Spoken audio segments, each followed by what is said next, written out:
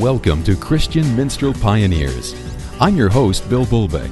This week we have a group who first sang together in 1939 while they were boys attending an Institute for the Blind in Alabama. 5 Blind Boys of Alabama on Christian Minstrel Pioneers. Oh, happy day, oh happy day, happy day, oh happy day. After singing for soldiers in World War II training camps in the South, this group eventually hit the gospel music circuit, performing in churches, auditoriums, and just about any other place where an audience might gather. They began recording in 1948 and released a large body of work over the years on a variety of labels. Like so many of their contemporaries, they received offers and opportunities to leave the gospel music they were performing and transition to more secular soul or R&B music, but they always declined. The group got involved in the 1960s civil rights movement, but although well known in gospel music circles and by musicians who knew of that world, they were still relatively unknown by the general music purchasing public, and times became lean through the 1970s. The 1980s would see a resurgence in the group's popularity following their involvement in a theatrical production on Broadway, and from that time onward, they seem to have gone from strength to strength, even racking up an impressive list of consecutive Grammy wins in the 2000s. From their modest beginnings in 1939 to their soul-stirring collaborations with the elite country musicians of the 21st century, the 5 Blind Boys of Alabama have remained true to their calling of drawing people to the gospel and leaving an indelible mark on their hearts and spirits. The 5 Blind Boys were only about 9 years old when they first sang together as part of the school chorus at the Alabama Institute for the Negro Blind in Talladega. It was 1939, and the founding members of the group were 6 blind boys: Clarence Fountain, Jimmy Carter, George Scott, Velma Bozeman Traylor, Johnny Fields, and Olis Thomas. One other person, J.T. Hutton, was the only sighted member of the group. In their earliest days, they were actually known as the Happy Land Jubilee Singers, and it was under this name that the group would visit Army training bases in the southern U.S. and entertain World War II soldiers. They continued to do this while working on their sound and widening their repertoire until they landed their first professional performance on June 10, 1944. By early 1945, the members of the group had dropped out of school and began to tour the gospel music circuit. Day after day and town after town, the Blind Boys presented their gospel music message as they worked through the churches and other gathering places that made up the black gospel music circuit of the 1940s. In 1948, a promoter in Newark, New Jersey booked 2 blind gospel singing groups on the same bill and advertised it as Battle of the Blind Boys. The Happy Land Jubilee Singers met the Jackson Harmonies from Mississippi. The 2 groups became friends and also continued to engage in a friendly rivalry that lasted a good many years. It's also interesting to note that both acts changed their names not long after that show to the 5 Blind Boys of Alabama and the 5 Blind Boys of Mississippi. The groups often toured together and would, on occasion, swap group personnel, a true indicator of how well they got along. 1948 was also an important year for the Blind Boys because they became a group with a record. They recorded their first single for VJ Records, I Can See Everybody's Mother But Mine. The song was a hit and was the first in a long line of recordings done for a variety of labels. The Blind Boys had a hit with their first recording on the VJ record label, and while it did help to heighten their profile and widen the audience, the truth of the matter was that in the late 1940s and early 1950s, a hit song for a working group on the black gospel music circuit rarely sold over 5,000 copies. Compared to the sales generated by a comparable talent in the mainstream white secular music world, which could top 1 million copies, it didn't seem like much. However, it did represent a huge step forward for the Blind Boys, and, as the saying goes, God works in mysterious ways, and He was certainly at work with the Blind Boys. During the 1950s, the group continued to tour, record, and more importantly, stay true to their calling of presenting the gospel through music. They, like many other artists of their time, had numerous opportunities to jump over to popular music, like their gospel friend and contemporary Sam Cooke, but they always said no. All during this time, the Blind Boys faced and persevered through the racial segregation that would rise up to discourage and defeat them. As the 1960s dawned, change began to happen. The controversial civil rights movement began, and soul music continued to gain in popularity. It was seen by many to encompass a spirituality as well as a social conscience, which enabled it to quickly surpass acceptability and sales over the gospel music from which it had sprung. Groups like the Blind Boys, who fervently held on to their gospel music beginnings, found the going more difficult. Even with these challenges, the Blind Boys added their voices to those who spoke out, performing at a number of benefits for Dr. Martin Luther King. They also continued to record and managed to release 13 more albums for various labels through the 1960s and 1970s. Although the going was tough for the group in the 1960s and 70s, and let's face it, it was never easy to begin with, the Blind Boys continued to record and tour. Their hard-driving gospel sound was proving to be a major influence on other artists outside the gospel realm. Nuances of the Blind Boys style could be heard in the recordings of other popular artists like Bobby Blue Bland and Marvin Gaye. In 1969, Clarence Fountain decided to leave the group to try and make it on his own. He was out of the Blind Boys lineup for 10 years, but eventually rejoined the group in the late 1970s. After 40 years together, the 5 Blind Boys of Alabama were famous on the gospel music circuit. They had no trouble filling churches and auditoriums as they toured around the country. They were well known and highly respected by fellow musicians inside as well as outside gospel music. And in spite of all the challenges they faced, they remained true to their calling to spread the word of God through music. It appeared as though the history of the Blind Boys could have been summed up and laid to rest on these praiseworthy accomplishments, but it was not to be. And the ensuing decades would open new doors that even the members of the group may not have even dared to dream about. 40 years of making music had brought the Blind Boys a good deal of notoriety and satisfaction, and it looked like very little was going to change through the 1980s. The group continued to work the gospel music circuit, but also found time to perform at some different venues. In 1982, they appeared at the World's Fair in Knoxville, Tennessee. Fairgoers who had never heard of the Blind Boys were able to enjoy their tight harmonies and rousing versions of old and new gospel standards.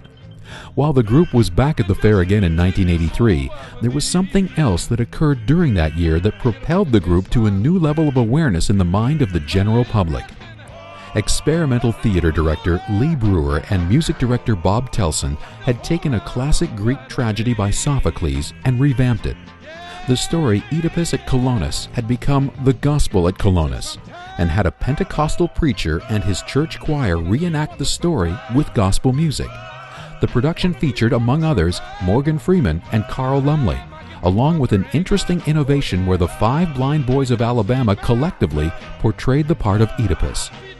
Following its initial run off-Broadway in New York, the play garnered very good reviews, won an Obie Award, and nominations for the Pulitzer Prize and a Tony. The hit play became a PBS TV special in 1985 and did make it to Broadway for a brief stint in 1988. Suddenly, hundreds of thousands of people were hearing what those on the gospel music circuit had enjoyed for decades, the sound of the 5 Blind Boys of Alabama. The popularity of the production, along with its widespread exposure, brought an entirely new audience to the Blind Boys, and this greatly enhanced awareness was to soon catapult the group into avenues and opportunities they had never quite experienced before.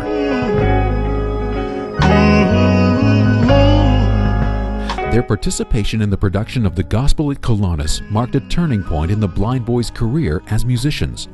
Their heightened popularity now brought them into contact with other musicians from all different worlds of music. In 1992, the group worked with the legendary Booker T. Jones on their album Deep River. Jones produced the album as well as played organ on most of the songs. The record found the 5 Blind Boys delivering a compelling mixture of modern blues and R&B with their own down-home gospel sound. Songs like the classic Closer Walk with Thee were mixed with originals Don't Play with God and Look Where He Brought Me From by Clarence Fountain, as well as the Bob Dylan tune I Believe in You. The album was a success with the public as well as critics, who praised the gravelly sound of Fountain's lead vocals, the group's silky smooth harmonies, and the passion and fervor that the Blind Boys packed into each and every cut. The record also earned them a Grammy Award nomination. The Blind Boys continued to expand and experiment with musical styles, which was demonstrated on their 1995 live recording, I Brought Him With Me. It was performed and committed to tape at the House of Blues in Hollywood, California in January of 1995, and, like Deep River, earned the group another Grammy nomination. The Blind Boys rounded out the 1990s with their 1997 offering called Holding On, where they brought in elements of funk music to the gospel style they had helped define. As the group moved into the 21st century, they released an album called Spirit of the Century. Their most critically acclaimed and successful album up to that time, it featured a blend of gospel, blues, soul, and folk music, along with a list of elite guest musicians like David Lindley, John Hammond, Danny Thompson, and harmonica master Charlie Musselwhite. The disc, released on Peter Gabriel's label Real World Records, won the Grammy Award in 2001 for Best Traditional Soul Gospel Album. It was the beginning of one of the busiest decades in the history of the group. I guess I'll pray. They started out the 21st century with a blockbuster album culminating with a Grammy Award in 2001. Never ones to slow down, the Blind Boys worked with Peter Gabriel on his 2002 album Up, and then opened for Gabriel on his worldwide tour. The group appeared on the TV show 60 Minutes 2 in a special documentary segment. The song Why Down in the Hole from Spirit of the Century became the theme song for the HBO series The Wire, and the song Soldier was featured in the 2002 movie The Fighting Temptations. Their next album, 2002's Higher Ground, included songs by Prince, Stevie Wonder, Curtis Mayfield, and Ben Harper. The album won another Grammy Award for the group, and the song I Shall Not Walk Alone was featured in the first season of the TV show Lost. If that wasn't enough, the group, now consisting of Clarence Fountain, George Scott, Jimmy Carter, Joey Williams, Ernie McKinney, Bobby Butler, and Tracy Pierce, were inducted into the Gospel Music Hall of Fame, as well as winning a Dove Award, basically a Christian Music Grammy, for Best Traditional Gospel Album. In 2003, the Blind Boys released a Christmas album, Go Tell It on the Mountain. Guest musicians included Tom Waits, Solomon Burke, Chrissie Hynde, Aaron Neville, George Clinton, and Mavis Staples. 2004 saw the release of the group's December 2003 Christmas concert in New York as a DVD. Portions of sales of that disc went to the American Diabetes Association. 2004 saw another album released called There Will Be Light. It was nominated for 3 Grammy Awards, winning 2 of them. Atom Bomb was released in 2005 and saw the Blind Boys introduce rap elements and artists into their gospel mix. The group was also honored with the Helen Keller Personal Achievement Award from the American Foundation for the Blind. That same year, the Blind Boys performed on the Grammy Awards show alongside John Legend and Mavis Staples. 2006 held some sad news for the Blind Boys when member George Scott passed away in March at age 75.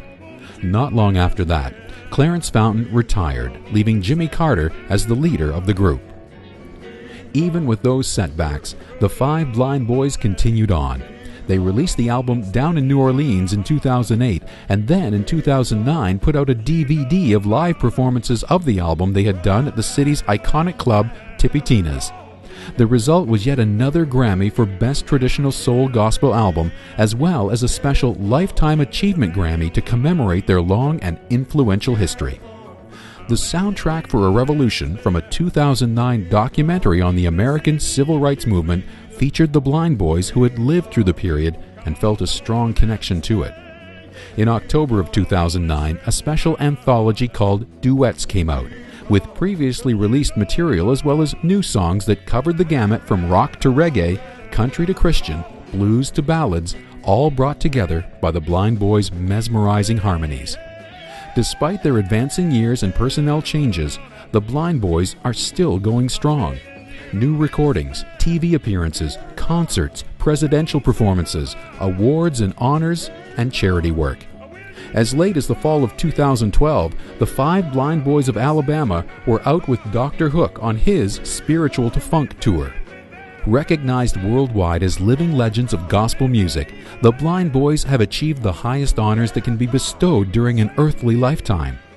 By the grace of their God-given talents, they have touched the lives of millions with their powerful method of preaching the gospel, and to them, that most important aspect of their work goes on. Thanks for joining us for this edition of Christian Minstrel Pioneers. I'm your host, Bill Bolbeck. Christian Minstrel Pioneers is a joint production of Sonorous Entertainment, WTV Workshop, and Electric Dreams Video.